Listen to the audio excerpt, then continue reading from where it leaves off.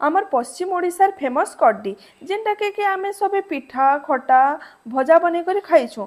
लेकिन मुई चैलेंज लगे पारबी आजिर ई कड्डीर रेसिपी आपन केबे ट्राई नहीं करिथिबी। इटा मोर निजर क्रिएटिव आइडिया है। आगो थरे बनाली ट्राई कली सबकर फीडबैक नेला परे मुई आपन मान के ई वीडियोटा शेयर करूछे। सबके मोर जुहार उल्गी होउछे। चलो स्टार्ट करमा आज रेसिपी। गोटे बड़ पियाज नहीं गली ताके पतला पतला काटी नौछे। जेनता आमर कड्डी पतला पतला हेसी कि नहीं हेंती पियाज के भी आमे पतला पतला काटी नेमा। तारपरे जोड़े मिर्चा नहीं छे ताके छोट छोट करी काटी दौछे। आपन के जदि राग पसंद है तो मिर्चार क्वांटिटी बढ़े पारबे और जदि कम पसंद है तो कमे भी पारबे। तारपरे धनिया टिके नहीं कर ताके भी छोट छोट करी काटी नौछे। तारपरे गोटे बाउल ने पियाज मिर्चा धनिया के पके दौछे और पियाज के टिके हाथे दली करी दौछे कहीं कि पियाज गोटे गोटे लेयर खुली जावा। तारपरे बेसन 8-9 चामच मुई दी देवी इन। आपन जदि क्वांटिटी बढ़ावा के चाहूछन तो अधिक भी दी पारबे बट मुई इन 9 चामच देइछे। या छन बेसन ने सब सुखा मसला जेनता कि मिर्चा पाउडर हल्दी पाउडर नून धनिया पाउडर और गोटा जीरा और अजन टिके दीदेमा। ये हमार रेसिपीर मेन इनग्रेडिएंट्स कड्डी। कड्डी के टिके तेल दी कर भाजी पकामा। भाजबार आगनु ताके भल करी धुई नेमा। धुईला परे ताके चिपी चिपी कर कढ़े ने डाल देमा। भाजबार गोटे बेनिफिट इटा है कि जिते आप भाजी करी आमर कड्डी के यूज करूँ तो तार स्मेल बहुत बढ़िया ऐसी डिश ने। आपन कचा भी लगे पारबे बट भाजले तार स्मेल गोटे बहुत बढ़िया ऐसी। तापरे आमे जस्ट टिके हल्दी और नून दी कर बढ़िया कर भाजी नेमा।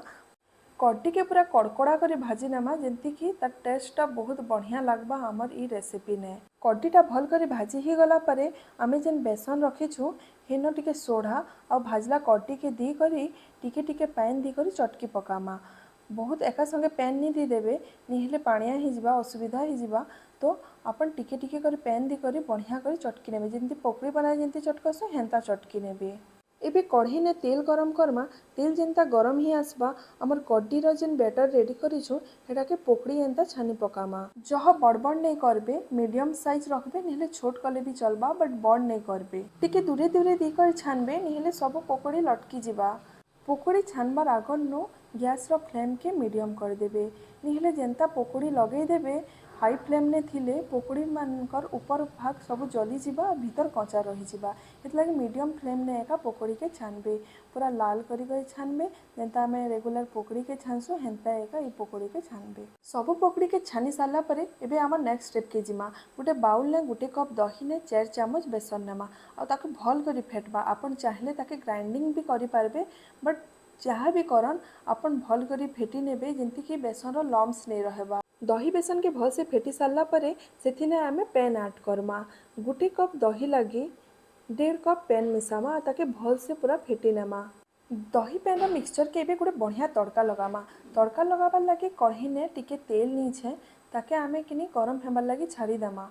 और गरम हेला भितरे किनी धनिया टिके के हेमदस्ता ने नी करी कुटी देमा जेंती 2-2 फाल ही जिबा भल करी कुटी नेमा। धनिया के कुटला भितरे आमर तेल भी परफेक्टली गरम ही जाइए। गरम तेल सोरसो टिके जीरा टिके और कुटला धनिया तार संगे 2टा मिर्चा आउ मेसिंगा पतर दी करी भल करी भाजी नेमा। गोटा मसला सब भल से भाजी ही गला परे आधा इंच अदा के भल से कुरी करी ताके भी भाजी नेमा। भल से भाजी ही गला परे सेथिने आमर जेते भी ड्राई मसाला अच्छे सुखा मसला अच्छे जमती कि हल्दी मिर्चा धनिया पाउडर जीरा पाउडर सबू के दी करी भल से भाजी नेमा। जिते बेले भी सुखा मसला देबे हेतकी बेल के गैस रो फ्लेम के मीडियम टू लो एका रखबे निहेले मसलाटा पुड़ी जिबा। मसला नहीं पुड़बा बोलिकर पैन टिके दी देमा आरु ताके भल करी कसी देमा। मसला कसी ही गला परे बेसन दही पैन रो जेन घोल बनेछु ताके दी देमा और कंटिन्यूअसली ताके घाटमा और फ्लेमटा मीडियम एका थिबा बढ़ाबे नहीं निहेले दहीटा फाटी जिबा। ई टाइम ने टेस्ट हिसाब ने नून देबे। मने रखबे कि आपन पकड़ी ने भी नून दीछन से हिसाब ने नून देबे।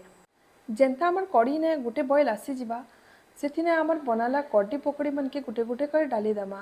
कड्डी पकड़ी डालला परे ताके भल से मिक्स करी देमा भल से घाटी नेमा। घाटी गुटा सारला परे ताके कवर करी करी पाखापाखि 5-7 मिनट लो फ्लेम ने छाड़ी देमा। 5-7 मिनट पर आपन देखि पारबे केते सुंदर ही गला ना आमर कढ़ी। एबे कढ़ी ने गोटे तड़का लगाबार लगी डुआ ने किछि तेल नीछे तेल ने टिके कश्मीरी मिर्चा नहीं करी ताके टिके भाजी नहीं छे जेंती भाजी ही जिबा हमर कड़ी ने ताके डाली देमा। देखुछन तो हमर कड़ी एबन केते सुंदर दिसला ना। तार सुंदरता बढ़ाबार लगे तार टेस्ट बढ़ाबार लगे धनिया पत्तर टिके दी देमा और ताके ढाकी करी 5-7 मिनिट गैस बंद करी छाड़ी देमा। 5-7 मिनिट पर रेडी ही गला हमर कड्डी पकोड़ा कड़ी। देखि पारुछन केते सुंदर दिसुचे केते टेम्पटिंग दिसुचे। जिन छोट छोट पकड़ी माने केते बड़ बड़ ही जुचे केते जुसी ही जाइछे। जरूर ट्राए करन थरे और मते कमेंट सेक्शन में निहाती जणाबे कि केंती लागला। बहुत इजी रेसिपी है आपन जदी भल से वीडियो के देखबे तो इजीली बने पारबे। एंता नुआ नुआ रेसिपी माने देखबा के चाहूछन बेले मोर ई वीडियो के लाइक शेयर करबार संगे संगे मोर चैनल के सब्सक्राइब भी करि नेबे। Thank you.